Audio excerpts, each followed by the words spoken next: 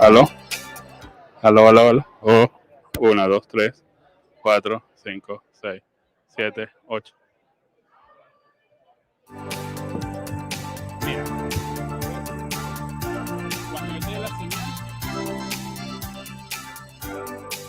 me vas a mostrar.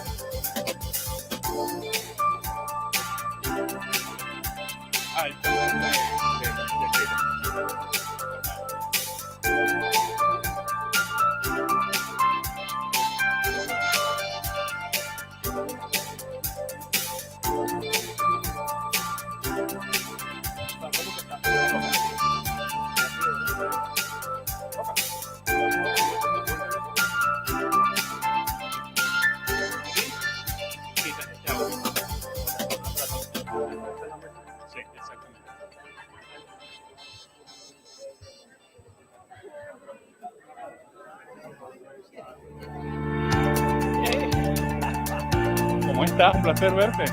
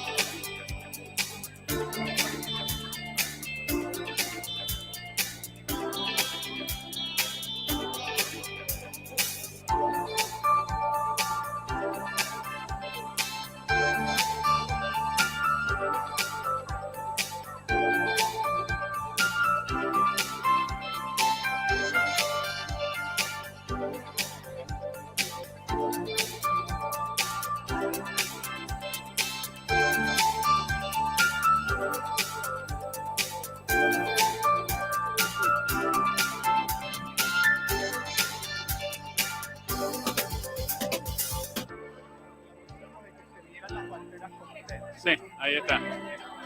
Ahí está.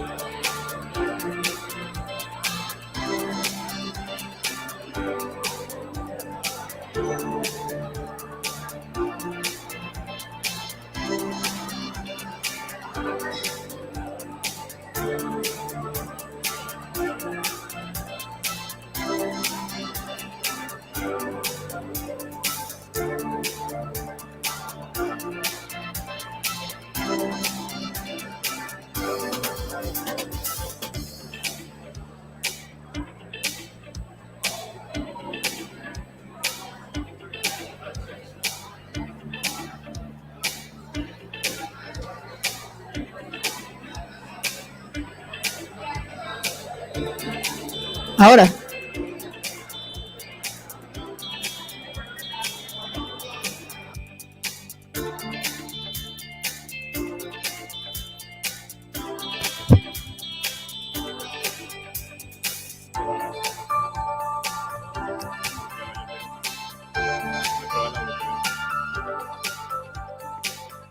Una. 1, 2, 3, 4, 5, 6, 7, 8, 9, 10.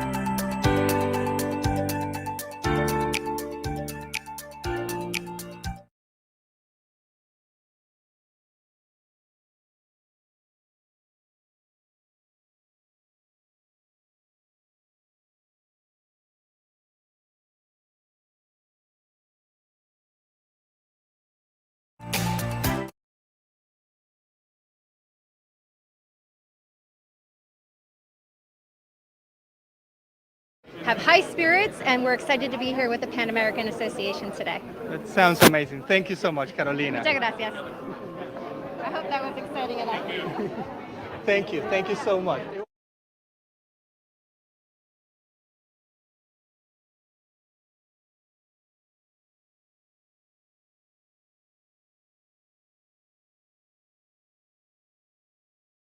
Sí, está. Todavía no se ha puesto. Mira, aquí está. Déjame que lo voy a poner su etiqueta por Chévere. encima. ¿Las entrevistas son pregrabadas o las están haciendo en vivo? No, la que vamos a hacer en vivo. Porque justamente se está viendo, ya que tenemos la... Sí.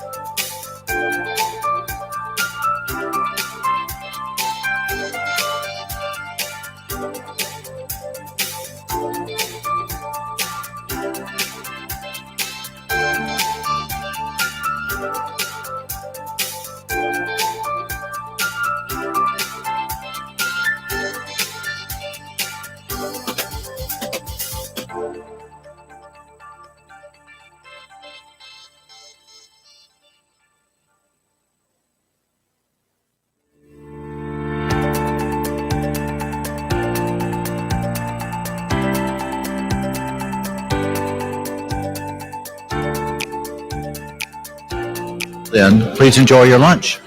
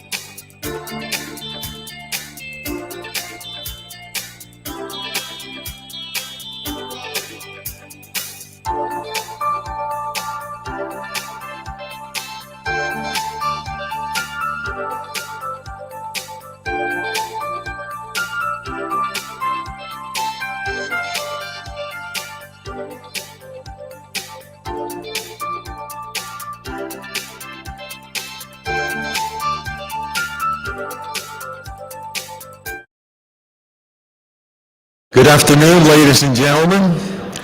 Bienvenidos a la 81ª reunión de la membresía de la Pan-American Association.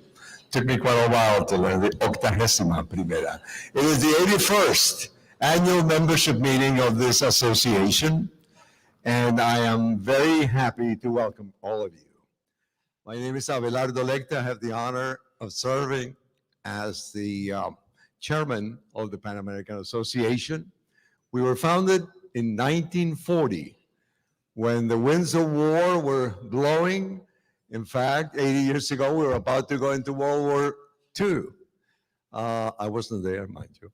But today we face different challenges, and yet similar challenges in that democracy is being challenged throughout the world. In the 1941, the forces of totalitarianism were about to engage the force, the good lights, and we came out splendidly after tremendous turmoil. So 80 years later, there are a lot of resemblances. And 80 years ago, in Philadelphia, a group of very enlightened Philadelphians thought it would make a lot of sense to create an association like this one. And I must say, making a parenthesis here, that today we have in our audience Mary Ann Cadwallader, who is the widow of one of the former presidents of the association, and also her father-in-law was one of the founders of the association. So a warm welcome to Mary Ann.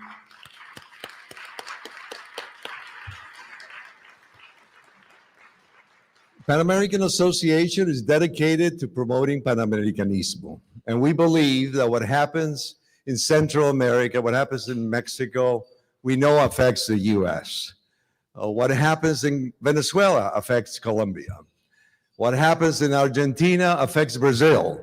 And I'm not talking about football or soccer. I'm talking about the economies that are intertwined and the peoples that are intertwined. So we believe that an association like ours, dedicated to the Western Hemisphere, is an important part of Philadelphia life, and we're very dedicated to carry on that mission. The association is an all-volunteer association. We have no staff, and we do all the work through the membership and the board of directors. And I would like to invite all of you to join us. Please, we need your help.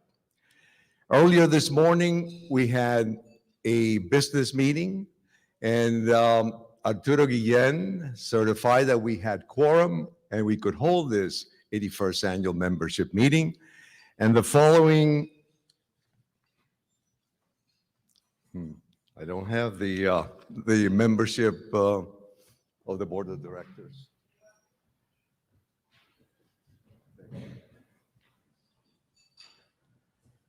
The following individuals were elected to serve for 1 year as board members.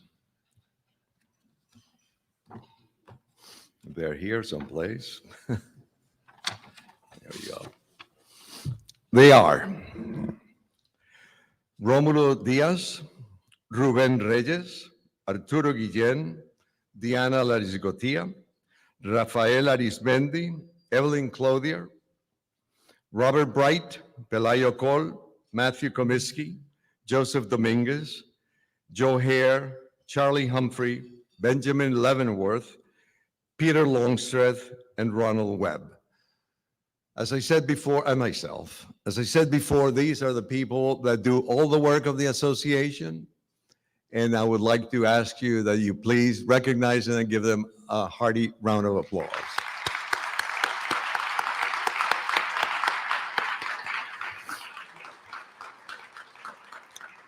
Now, I would like to turn over the podium to our president, Roby Diaz, who has done an incredible job over the last almost 10 years now of being at the helm of the Pan American. He's a dynamic individual, and we are very thankful for his leadership. Romy.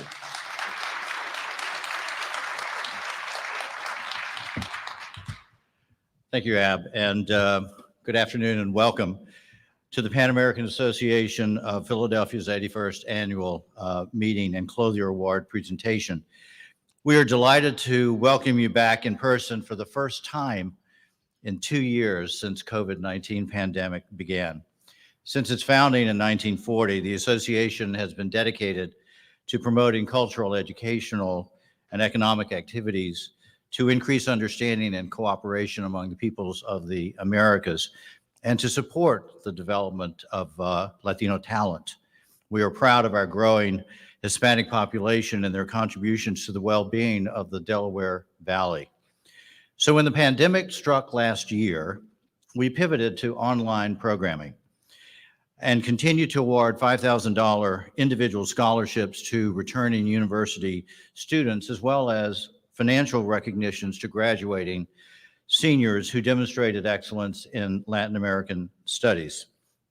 During our 80th annual meeting last November, we heard from U.S. Ambassador Thomas A. Shannon, Jr., a former Undersecretary of State for Political Affairs, who reminded us why United States diplomatic leadership remains essential for sustainable international partnerships.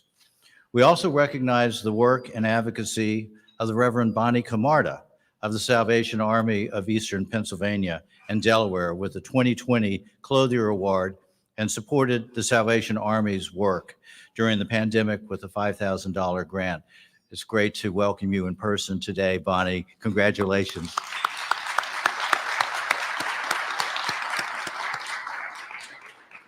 And this spring, in addition to our scholarship program, we participated in a live interview with Colombian Ambassador to the U.S., Francisco Santos, and heard him speak about progress and challenges in today's Colombia and its commitment to being an ally of the U.S. in the region.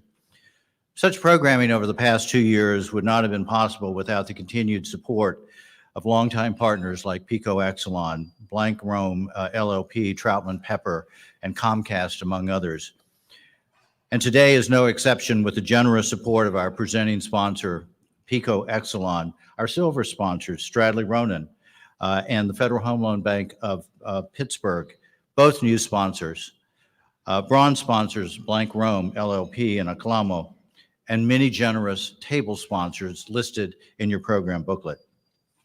We continue to be uplifted by the response to the pandemic by the region's Latino serving organizations, and so want to acknowledge the attendance today of so many of them. In particular, I'd like to express my appreciation to one of my successors. I said City Solicitor 4.0, Diana Cortez, and from the members of the diplomatic community, Peter Longstreth, President of the Consular Corps Association of Philadelphia and Honorary Consul of Uruguay, Giorgio Athanasopoulos, the Consul General of Panama, Hugo Un, the Consul General of Guatemala, Carlos Obrador, Consul of Mexico, Miguel Alban, the Honorary Consul of Peru, Chris Chaplin, Honorary Consul of Jamaica, Eli Gabay, the Honorary Consul of Nicaragua, and leaders of so many Latino serving organizations, including Nelly Jimenez of Aclamo, the Reverend Danny Cortez of Esperanza, Nilda Ruiz, APM, Carolina Cabrera de Giorgio, Congreso, Adonis Vanegas of Concilio, Dr. John J. DeTemple, Harcum College, David Castro, Institute for Leadership Education, and folks from the Casa de Venezuela. And it is with pride that I note that we had expected to have one of our students from Temple, who unfortunately was unable at the last minute to join us. But it's the inspiration that we get from supporting the development of emerging talent in the Delaware Valley that drives so much of the work that we do at the Pan-American Association. And those of you here today know that for our region to thrive, it will not thrive until all communities including 500,000 residents of Hispanic origin in the Delaware Valley thrive. And now I'd like to call up to the stage Myra Bergman, PICO VP for Communications, who will introduce our 2021 Clothier Award honorees. Myra.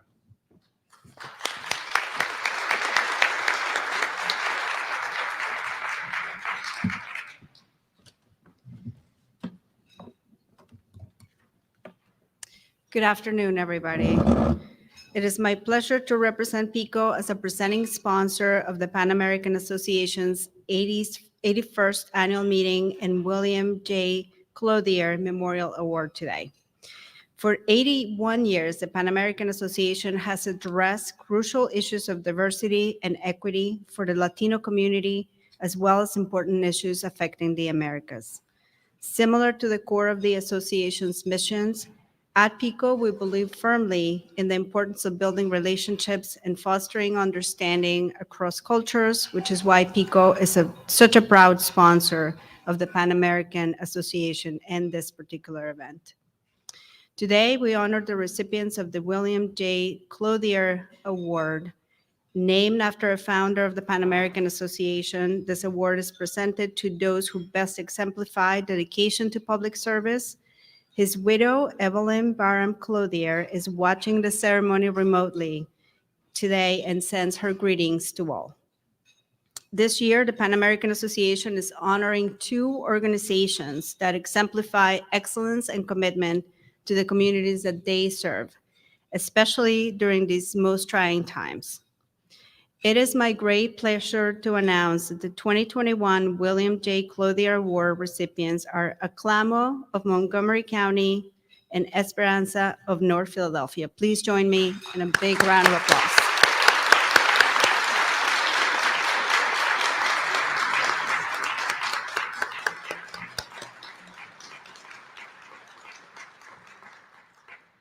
And just in the few minutes I had to meet with Nellie today, I am extremely impressed about Aclamo's work. In response to COVID-19, Aclamo transitioned to virtual services and implemented new initiatives for prevention, intervention, and recovery to advance health equity in Latino and other unrepresented groups, and was chosen by Montgomery County to be one of 4 contact tracing providers during this time. Aclamo expanded its existing team 4-fold to provide wraparound services, including food distribution, remote education, internet access, and more than $4.2 million in emergency rental and utility assistance. Aclamo also hired a health and wellness director to educate vaccine-hesitant clients on COVID-19 prevention and coordinate clinics that administer more than 2,700 vaccines. Aclamo continues to provide services to the community via a hybrid model to ensure that its clients are empowered to achieve their life potential. Please join me in welcoming to the stage Nelly Jimenez, President and CEO of Aclamo.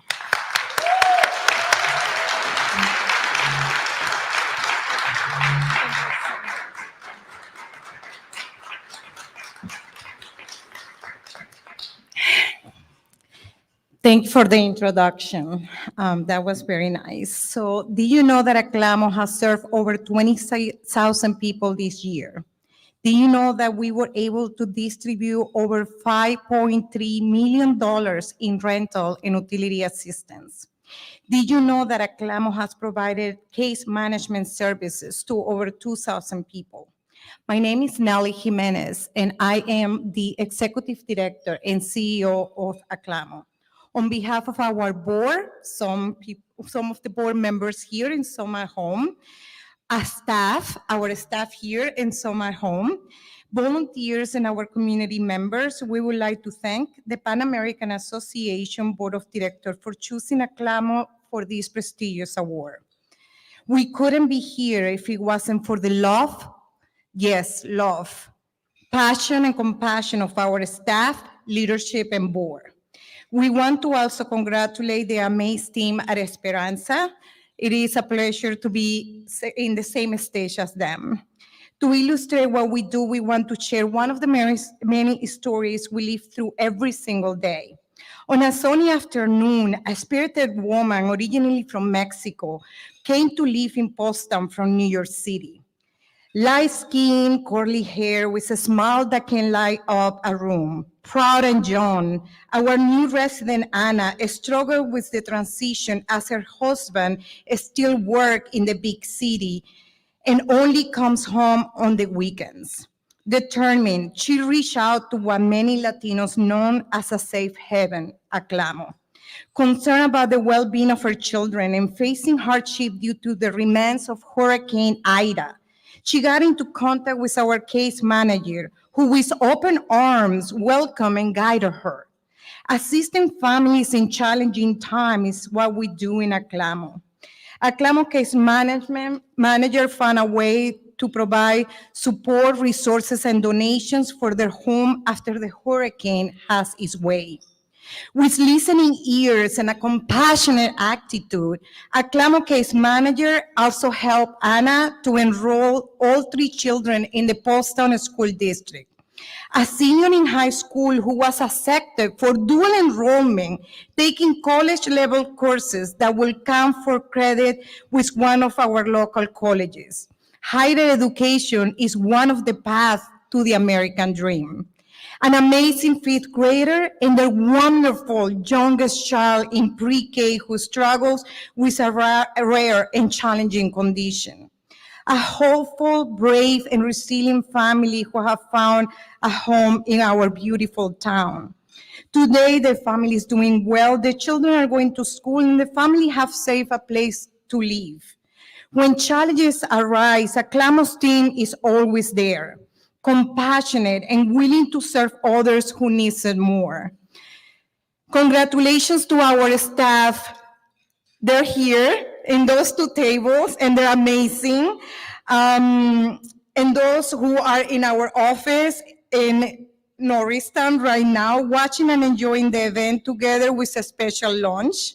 You are our unsung heroes, and you deserve this award. Thank you for making Aclamo a special place to serve others, building a stronger community, one child and one family at a time. Muchas gracias.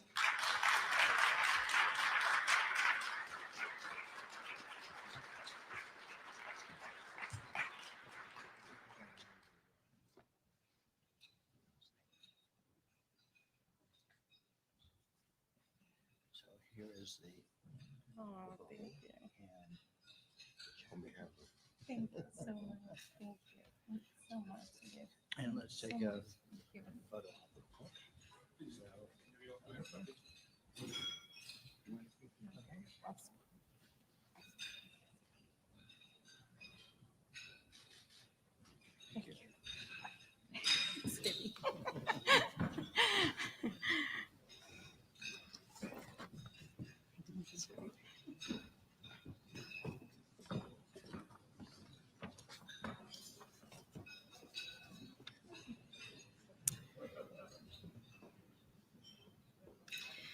Moving on to Esperanza. Based in Philadelphia's Hunting Park neighborhood, Esperanza confronts poverty, disinvestment, blight, and lack of economic opportunity by building a community where all aspire to live.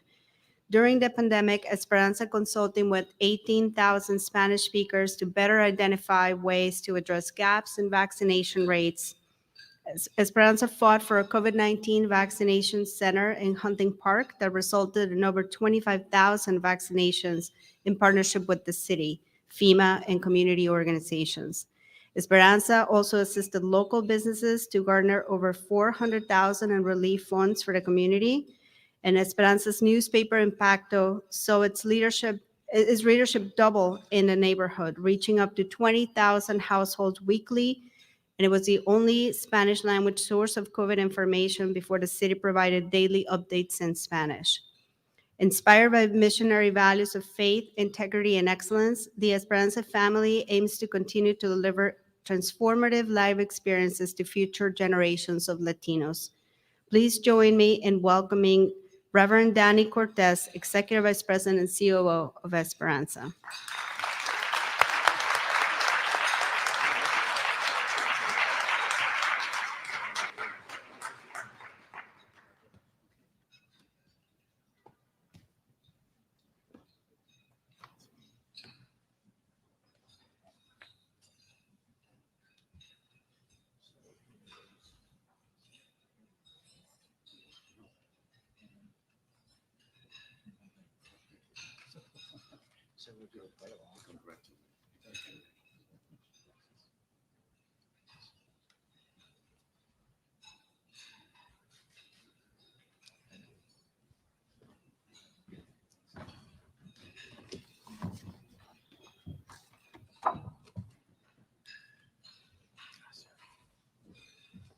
Buenas tardes. Es un placer estar enfrente de todos ustedes en esta, I was going to say mañana, but it's afternoon. I want to thank you very much for the award that you provided to Esperanza this morning. These are interesting times with COVID, and every time we think we're just about there, something new comes around the block. And that happened to the Reverend Luis Cortez, who can't be here today, who had intended to receive this on behalf of our organization. But Reverend Cortez is unfortunately recovering from a booster. COVID has not been kind to Luis. Put him down for more than 2 weeks, initially as COVID, and then he took the first set of vaccinations and put him out for like a week. And now his booster seems to be having a similar effect. So he sends his regrets. And as is often the case, when the top dog doesn't come in, they find another dog to come into the room. So I am the Reverend Danny Cortez, Executive Vice President, Chief of Staff, Chief Operating Officer. And in fact, related to Luis, he is my brother. And we like to say that we started a family business in North Philadelphia. Both of us are ordained American Baptist preachers. And I did write a page of notes to keep it within the standard time frame. I've already deviated 3 times, Romy. But we believe in making and working hard to try to make a difference. And that's what Esperanza is all about. So to the Pan-American Association, I want to extend a deep appreciation for the recognition afforded by this award. It's an honor to receive it and to be recognized along with Nelly and her excellent work. I also want to thank Abelardo, did I get it right? I got it right. And Romy and the board of the association for choosing us. I'm a little biased in saying that it was a great choice. Thank you very much. To the board that allows this work at Esperanza, I want to acknowledge them for allowing Luis and I to undertake it and to do it. And we do have 2 board members present. The Reverend Camarda is on the Esperanza Founding Organization Board. And Mr. Dario is also on our workforce board. So thank you both very much for the space and the latitude to serve others. And I also want to recognize our staff who are present. They are the heart and the soul of Esperanza. We have a reputation of serving and serving hard, but also serving with distinction and with a commitment to honoring the people that we serve. And none of that would be possible without the great work of the people at our table and all the folks back in our office. This award looks at some very specific things: stellar achievement, the competitive drive of a risk taker, and a bold and gallant spirit. When I thought about these 2 things, it kind of, to me, personified our organization. Esperanza provides, and it's interesting because we were recognized for all the work we've done with COVID. And I want to say that COVID was a response to need in the work of Esperanza, not our standard work. We don't do anything in health services historically. But when COVID became a reality and our community had need, we felt it was essential for somebody to try to find a way to make a difference. So we mobilized our staff. We fought. We engaged constructively the city. Let me rephrase that. And we brought a FEMA site to the neighborhood when nowhere else in the city were they willing to go into the barrios at that time. And the net effect of that was we are one of the highest Hispanic vaccinated communities in the United States. Amen for that.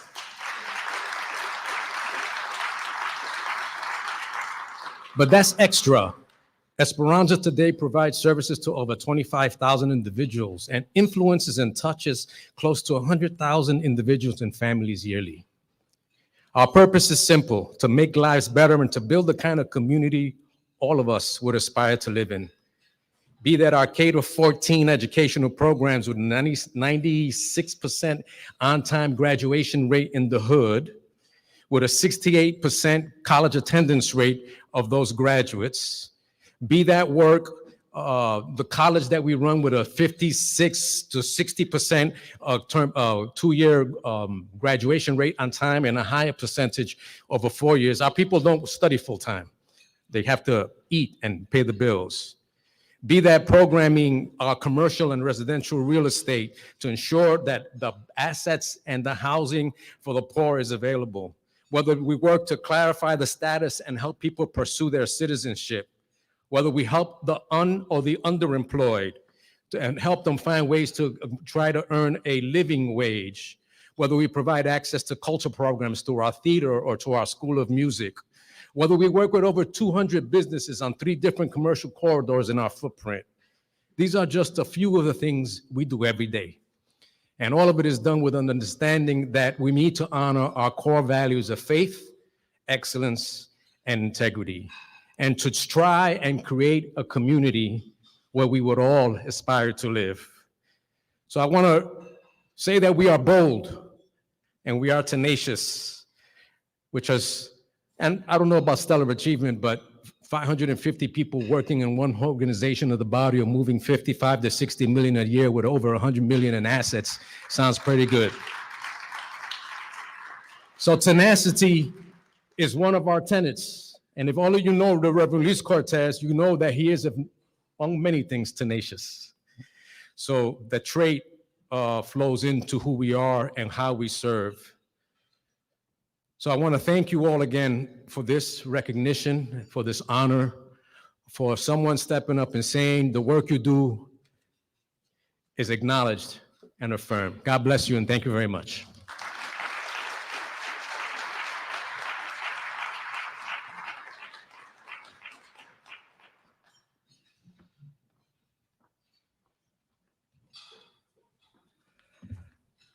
Thank you, Myra, for presiding over the award ceremony. And again, tremendous work by 2 organizations trying to make the Latino experience in the Philadelphia region better. Let's give them another round of applause.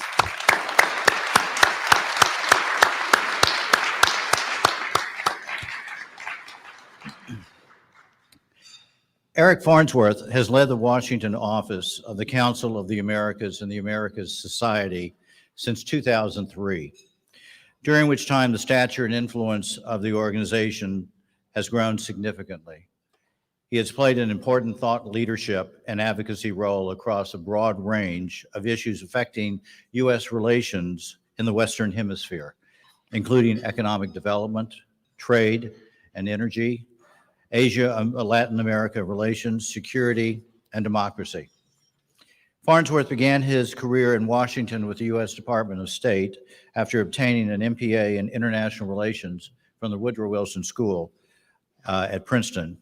During his time in government, he served in positions of increasing responsibility in the foreign policy and trade communities, from Western Hemisphere affairs at State to the Office of the U.S. Trade Representative, culminating in a 3.5-year appointment as the senior advisor to the White House Special Envoy for the Americas. In this capacity, he played an important role in developing and implementing the Clinton administration's policies toward the Western Hemisphere. He was awarded the Superior Honor Award by State 3 times. Farnsworth has served as managing director of Manette Jones Global Strategies and also worked in the Global Public Policy Division of Bristol-Myers Squibb, the United States Congress, and the U.S. Consulate in South Africa. Eric Farnsworth is a Truman Scholar, an alumnus of the Leadership America, Young Leaders of the NATO Alliance, and the U.S.-Spain Young Leaders programs. In 2016, he was decorated by the King and Ambassador of Spain for his work to promote bilateral and regional relations. Ladies and gentlemen, please give a big hand for Eric Farnsworth.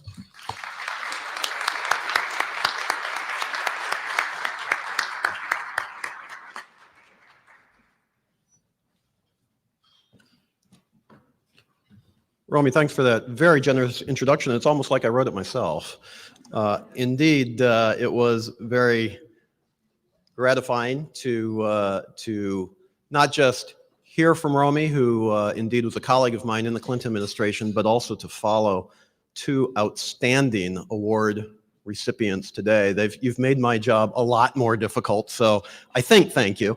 But congratulations to you for very well-deserved award and meaningful work in the community. Romy, your and ABS and the board's leadership and the entire membership of this organization is having a meaningful impact on the issues. I both acknowledge and appreciate the work you do as together we celebrate your 81st annual membership meeting. Congratulations. 81 years, that is a good run. May you have 81 years more and more indeed beyond that.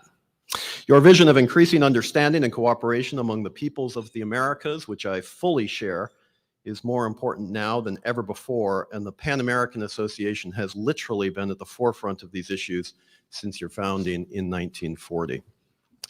Of course, as I mentioned, it's difficult to follow such impressive speakers at the podium today, but it's also difficult to follow my friends Tom Shannon, Ambassador Tom Shannon, who's already been referenced, Ambassador Patrick Duddy, Pacho Santos, all of them who have spoken here recently, as I understand it. Each of these has done and continues to do important work on behalf of the peoples of the Americas, and I'm honored that you have placed me in their company, so thank you again.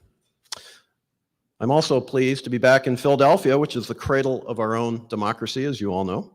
But more to the point, Philadelphia's connection with Latin America and the Caribbean is both historic and strong.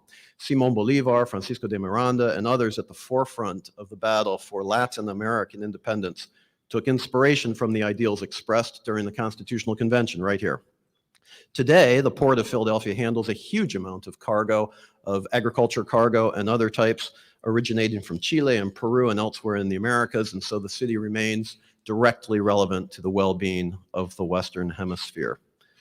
But perhaps more importantly, at least for my own mental health, it's good to be back, it's good to be here, but it's also good to be outside of Washington, D.C.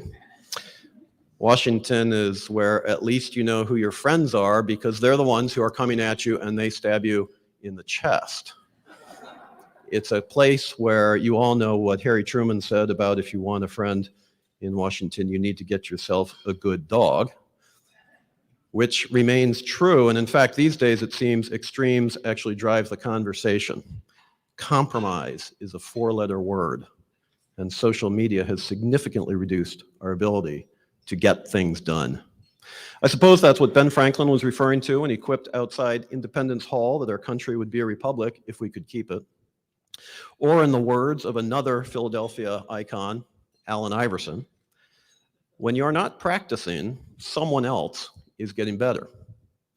And so I would submit to you today that it's time to return to practicing democracy across the Americas, where it is challenged and on the defensive, because other non-democracies are getting better at promoting and solidifying an alternative governance vision. Let me give you, if I may, ladies and gentlemen, the bottom line first. Democracy has demonstrably lost ground in the Americas. But we can work together, and in my view, we must work together to help restore democratic momentum. At the first Summit of the Americas held in Miami in 1994, I was there. I was a junior member of the State Department at the time, and I think the picture that Romy chose for the program today was probably taken in 1994 at the Summit of the Americas. And I thank you for that, Romy, because you made me look better than I actually am. But only one leader at the summit, Cuban dictator Fidel Castro, was uninvited. The next time the United States will host the summit, at least 3 nations, Cuba, Nicaragua, and Venezuela, will not meet basic conditions of democratic eligibility. In the 27 years between US-hosted summits, the map of regional democracies has changed, including some nations which remain democratic today, but which are actively eschewing democratic norms. And let me give you an even more relevant data point that's happening right now. In early December, President Biden will welcome virtually to the White House the countries of the World for a Democracy Summit. 8 countries in the Western Hemisphere at this point have not been invited. 8 countries, including the ones that I mentioned, but also Haiti and 3 countries in Central America that form the so-called Northern Triangle, Guatemala, El Salvador, and Honduras. These are countries that traditionally have been friends of the United States, and yet the White House is not inviting them to a democracy summit. Something is clearly changing. Something is clearly underway. COVID, of course, has scrambled these issues further. Latin America has seen almost 1/3 of COVID-related deaths worldwide, despite having only 8% of the world's population. As the virus continues to tear across the hemisphere, including the tourism-dependent Caribbean, it has crushed economies and exacerbated social inequalities that were already there in the first place. And this is before Omicron even arrives. Economically, COVID birthed Latin America's deepest recession since records began to be kept in the early 1900s. Regional growth collapsed by over 6% in 2020, and estimates suggest that 2019 levels will not return until 2023. And let me remind each of us that the levels in 2019 were not particularly strong either. Millions of jobs in the formal economy have been lost, perhaps never to return. Now, 1/3 of the total population of just over 650 million people is existing in extreme poverty, not even $2 per day, according to the World Bank. Coming out of the pandemic, whenever that occurs, hopefully soon, even well-managed economies will be stressed. Over the longer term, the region will be impacted by the disruption of schooling with limited options to recapture lost learning. Insufficient access to quality education has long been the region's Achilles heel, both on absolute and relative terms, and the burden of significant educational disruption caused by COVID continues to fall most heavily on the underclass and those threatened with renewed economic insecurity. These losses could take years to recoup. Unsurprisingly, therefore, politics are roiled. Nobody seems to have many answers. Prior to the onset of the pandemic, the region had already seen waves of protest and discontent. Some of it, it must be said, was amplified by Cuba and Venezuela and Russia. The pandemic forced protesters indoors, but it did not address the underlying issues. The region lacks leadership, direction, and in some cases, self-confidence. When people are given an opportunity, therefore, they are willing to question just about everything and take larger risks on the theory that what has already been attempted has not worked, so why not try something else? And here one need do nothing further than just look at election results that have happened this month, November, across Latin America. We've seen elections in Chile, we've seen elections in Honduras just Sunday, we've seen elections in Argentina, we've seen elections which were predetermined, the result, if I can say, in both Venezuela and Nicaragua. Previously in the year, we saw elections in Peru. We saw midterms in Mexico. What's the one thing, with the exception of Venezuela and Nicaragua, which were neither free nor fair, what's the one thing that those elections have in common?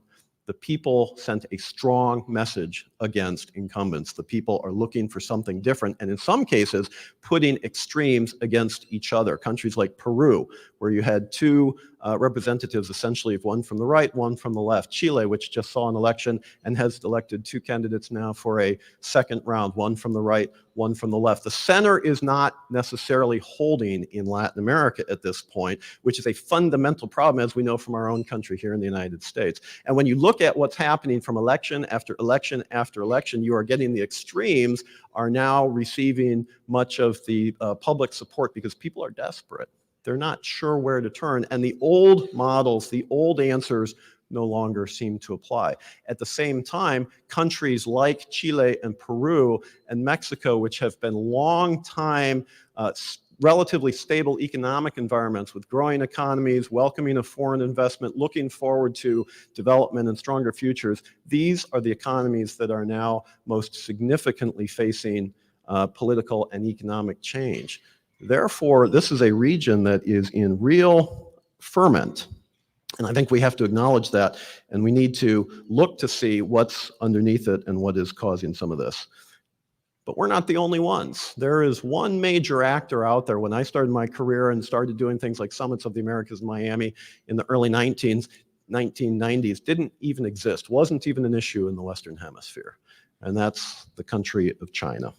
It's a scenario, what I've just painted in terms of Latin America and the Caribbean, it's a scenario tailor-made for China, already well established economically across the region, and now, during the pandemic, looking to solidify its political position and grow its strategic influence. The strategy is simple. Provide what Latin America needs in the current moment, that's a good thing, including vaccines and promises of infrastructure investment and financial support for alien economies. China's in full regional pursuit with money to dispense, few demands how nations should conduct their own affairs, and seemingly a compelling narrative of a rising China and a declining West. And even though most Latin Americans have no particular organic attraction to China, they will increasingly be tempted to tilt toward Beijing, we're finding, to the extent the United States offers less of a competing alternative. In contrast, if I can say, US messaging during the pandemic has been limited, uncoordinated, and in some ways ineffective, which is why the Summit of the Americas that I've pointed to, which is supposed to be held by the United States in 2022, looms so large. To regain ground, policymakers must seize the moment to lay out an ambitious yet realistic vision for the Americas. In the first instance, they need to see the summit as an opportunity to set a new agenda for a new Americas. But they must also see it as a significant risk, because without an ambitious, actionable, attractive agenda, the region will continue its drift toward viewing the United States and China as nations to play off against each other without regard for political systems and values. It's essential, therefore, for the United States, in my view, to do several things. The first is to launch the Vaccinate the Americas program to prioritize procurement, delivery, and administration of COVID vaccines as widely and as quickly to the region as possible. And we've heard what happens when countries such as South Africa don't have wide vaccine availability, and you get variants that affect all of us. Well, South Africa isn't the only country. I mean, there are countries across Latin America where we have similar issues where variants could arise. We don't talk about the Brazil variant anymore, but remember, there was a Brazil variant. There could be another. We need to work together to begin to really get vaccines into arms across the region. Doing so would improve public health, assist regional economic reopening, restore travel and family ties, and show the world that democracies working in concert are able to address the most pressing issues together. Democracy must deliver, it's often said. It's become almost a cliche these days. Democracy must deliver. And I would suggest that the delivery of vaccines to build back a galloping global pandemic is a great place to begin for democracy to deliver. But that's just a first step. Lecturing regional leaders yet again on corruption or global climate change or anything else that puts them on the defensive must be accompanied. I'm not saying we don't talk about these issues. I'm saying they must be accompanied by a serious proposal for financial support and increased economic ties. Liquidity will be required for the region coming out of COVID with debt forbearance and new lending, particularly as global interest rates begin to rise at some point. It won't be easy, but without it, the region will be tempted to pursue financial support and the greater political resilience and reliance that it will create from Beijing. And I can give you example after example about what I'm referring to. We don't have time to go into it right now, but it is real and it is happening. The region will also require greater opportunities to grow its way out of economic difficulty, which export-led growth through increased trade opportunities can provide. I can say with personal knowledge that Latin American and Caribbean nations, some Latin American Caribbean nations, are desperate for an opportunity to bolster growth through sustainable trade relations and resilient supply chains. I just had an op-ed in Barron's on why the United States should do a free trade agreement with Uruguay. I can tell you that the response I got from my friends and others in Uruguay was overwhelming. Finally, somebody recognizes and acknowledges what we've been saying for years and years and years. Getting people in Washington to acknowledge that is a more difficult story, and that's something that some of us are working on. But you could go from Uruguay to Ecuador to Brazil to countries in Central America. One after another are saying, we want partnership with the United States. We want your engagement with us. We need your engagement with us. We want it to be on an economic basis. And what can we do together to look for those opportunities? So the region is really looking for this sort of partnership, but only the United States has the ability to convene such an agenda. And if we are not willing to do so for our own reasons, it's not timely, we have other priorities, it's politically not something we want to be doing at the moment, we will miss this opportunity. And the difference between today and where it was a generation ago is now that Latin America and the Caribbean have alternatives where they didn't exist in the past. And that's something we have to take very, very seriously. Finally, in my view, with democratic governance itself under siege, the United States really needs to be willing to engage in a frank, ongoing dialogue in support of democratic institutions, finding new ways to work with allies to celebrate democracy where it's healthy, support democracy where it's challenged, and work to restore democracy where it's been strangled. Latin America needs help, but Latin Americans want to work together with the United States. Democracy itself is at risk unless it can deliver improving results that meet the needs of the people across the region who are, as we've seen from recent election results, questioning everything, including political systems, values, and alliances. The United States can be the partner Latin America seeks, and in my view, we're the natural partner and we need to be. Recognizing the strategic importance of the hemisphere to the United States should be, and needs to be, however, of first importance for us if we are going to be able to be open to the agenda that the rest of the region seeks. And as I conclude, let me show you visually what I'm referring to. People say the United States is committed to the Western Hemisphere, and I would say that we are conceptually. I don't know if you can see this in the back, but this is a map. At least you can see a difference in colors from green and purple. This is a map of South America, obviously. The purple countries are the countries where the United States does not currently have an ambassador. The green countries are the countries where the United States does have an ambassador. Red is French Guiana. It's the Department of France, so it doesn't have an ambassador anyway. My point is that some nominees have been named, some are awaiting confirmation in the Senate, some have not been named yet. This is not a political blame game. It doesn't matter why ambassadors aren't in the region. It only matters that they aren't. If we want to promote a U.S. value set that supports democracy, builds economic growth, broad-based inclusive economic development, we have to have people in place. We have to put the priority of the region higher than it currently is. We have to make this something that we actually care about to do something about, care enough about to do something about. And so my plea today for those in the fellow Pan-American community is that we work together to raise these issues in the political context, because with other competing interests in terms of U.S. diplomatic agenda, but also domestic agenda and others, the region will continue to be, in some ways, an afterthought, and that's not good enough. It's no longer good enough if it ever was. It can't be good enough going forward if we are concerned about the democratic moment and our ability to try to impact it favorably. So with that very positive message, let me simply say that you can't fix a problem if you don't diagnose the problem. I do want to end on a relatively optimistic note, however, and I tried to sprinkle through my comments the reality that the region wants to work with us. That's the good news. That hasn't always been the case. But we need to now want to work with the region to develop and build and promote an effective and mutually supportive agenda. With that, Romy and Ab, I really want to thank you again for the opportunity to join all of you. Congratulations to the Clothier Award winners. They're the real heroes here today, not me. And I really appreciate the opportunity to talk to all of you. Thank you very, very much. So thank you very much, Eric, who is willing to entertain a couple of brief questions. So in the back, Ron.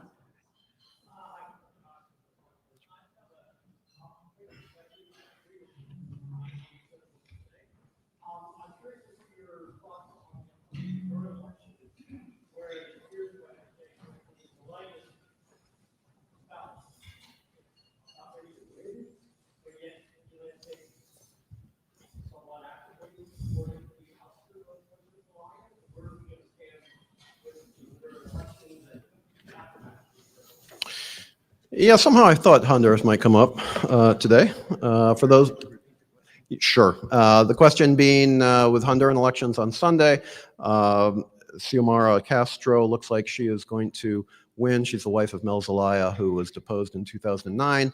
And the question being with the allegations of U.S. support for what happened in 2009, what does that mean for U.S. policy toward Honduras going forward?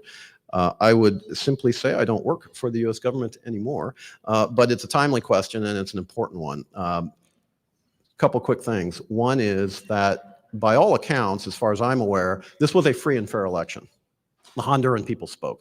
They threw out the ruling party that had been in control for 12 years, which I think by most or all accounts, deeply corrupt, allegations of drug trafficking, some real problems, right? The Honduran people deserve better, and they're looking for a better future. They seem to have elected Xiomara Castro, and I do say seem to have because it hadn't been officially, as far as I know this morning, has not yet been officially confirmed, but she's way ahead in the count. I don't think the United States will do anything other than recognize her. There's no reason not to. And I think they will congratulate her and look to try to build a relationship with her. The challenge is going to be, what does she do once she's actually in office? Honduras, for those of you know, has a very important part in U.S. policy, not just historically, but also today, because they're one of 3 countries that the White House is calling the Northern Triangle, and where much of the migration that comes to the southwest border of the United States originates in Honduras. And so you really have to have a working relationship, indeed a partnership with the countries of the sending nations where the migrants are coming from, if you want to help change that dynamic. And so there's going to be an effort, no doubt, to try to work with her, particularly on the migration side, but also to try to center her on the need for an economic development agenda, which is in line with Honduran obligations, both on democracy, but also under the CAFTA-DR trade agreement and some of the other obligations that Honduras has. I would simply say I started my career on Central American issues back 30 years ago. There was a real sense of optimism in the 1990s as the wars ended. Peace came to the region, but economic development never really did. And so there's an overhang and a need of peoples to meet their aspirations. And so, but with that, with the challenge of some of the drug trafficking that has really exploded over the years, and some of the other security issues, it's a region that is really being challenged. And so my view is that from the U.S. perspective, we'll look to work with her and her administration. And if there is some baggage from 2009, well, that was a decade ago, and we've got to work together to try to help address our mutual interests. Yes, sir.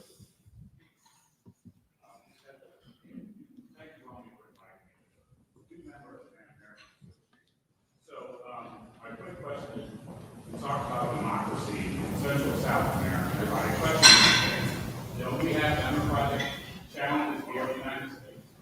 Every day. It's a certain part of it we need to get elections with.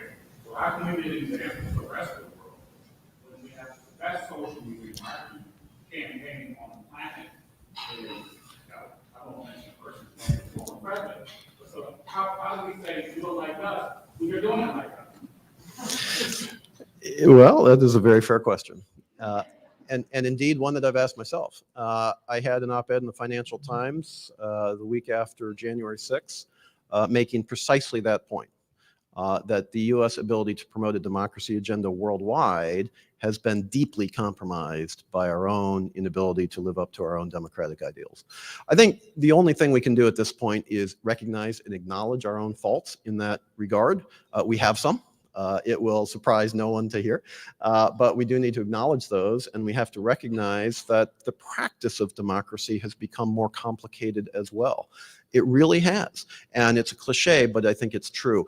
In the age of social media, for example, you can have followers from all over the place in ways that wasn't possible before. And if you think that the social media environment in the United States is complicated, and I know many of you follow events around the region and in Spanish and probably Portuguese as well, I can tell you that the social media environment in Latin America is, well, I don't know what the proper word is, but it's very energetic. And it is having an impact on politics. And, Facebook or Twitter or what have you, they're getting a lot of pressure for lack of monitoring or various things in terms of the United States and how that's impacting the US. But take that and extrapolate that in emerging markets and see what some of the governments of the region are doing. Nicolas Maduro, what he does on social media.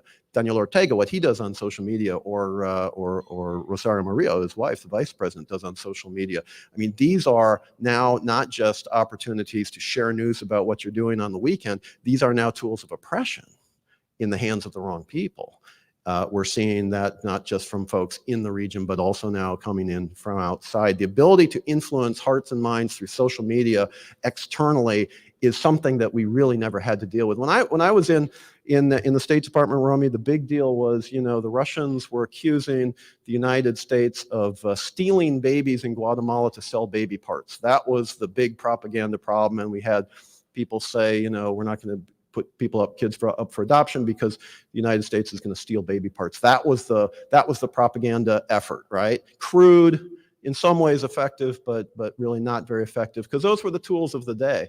That sounds ridiculous today, right? And it is ridiculous today because the tools have evolved, and the sophistication of the people who are trying to take steps to promote themselves and their cronies and to walk away from democratic practices has become exponentially much greater.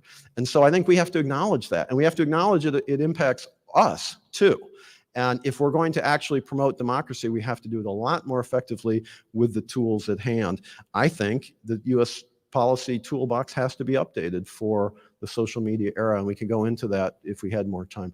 But I think the question and the questioner make a great point, and I concur completely. The power of example of the United States is what ultimately drives or brings people more toward us in many ways, right? And if we walk away from that example, intentionally or unintentionally, by definition, it's much more difficult to promote a mutually beneficial democracy agenda. So thank you for raising that point. We have to do better ourselves, but I think we can use that to help work through some of these issues abroad as well. Thank you, Eric. Thank you very much. Hold on.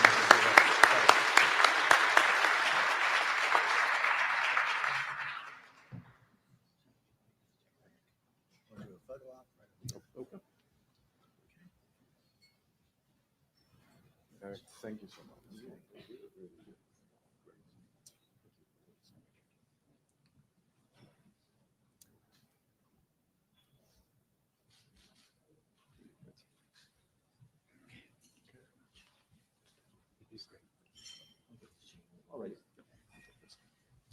Thanks, everybody. Really appreciate it.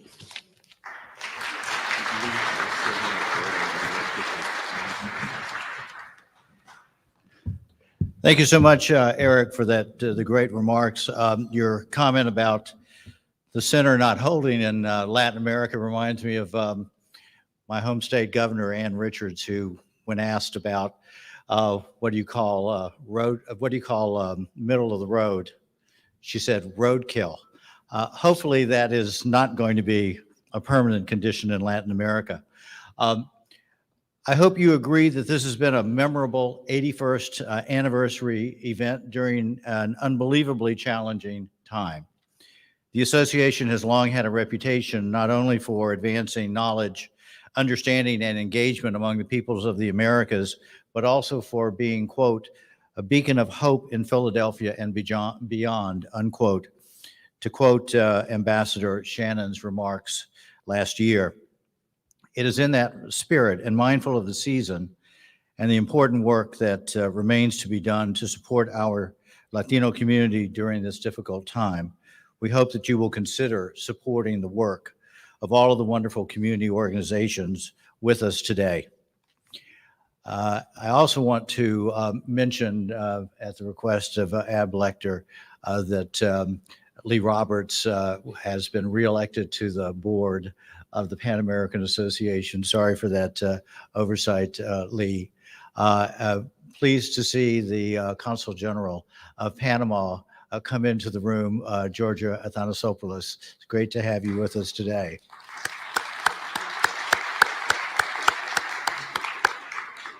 And lastly, if I've learned anything in the past 20 months, It is to be thankful for so many blessings. So with respect to our scholarship program, I want to give a shout out to our education committee, co-chaired by Professor Ron Webb and Rafael Arizmendi, and their committee for the work in identifying and supporting the development of Latino talent in our area colleges and universities. With respect to this day's online program, it simply wouldn't have happened without the association's vice president, Ruben Reyes, who has continued to provide expertise in assuring that our programs are equal to our association's mission and reputation. And in addition to the association's officers, Arturo Goyen and Diana Lares Goitia, and our board members, always willing to lend a helping hand, I especially want to thank our chairman, Ab Lecter, and steering committee chair, Lee Roberts, for today's program. I also want to take a moment, personal privilege, if I can get Denise for a moment to get off the phone and come back into the room. You know, it was about Denise Kojewski, my former assistant, about 11:30 last night as I was finalizing the table list, Denise, I thought about you a lot. And in that spirit, would like you to come up to the stage for just a moment to receive a small token of our appreciation. Oh, thank you very much. I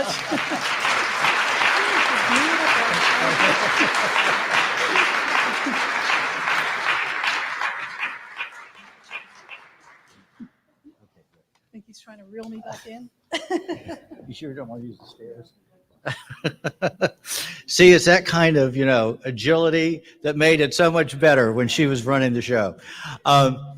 In closing, our all-volunteer organization depends on you, our members, attendees, and sponsors to help support and guide our efforts to provide the programming you have come to expect and appreciate.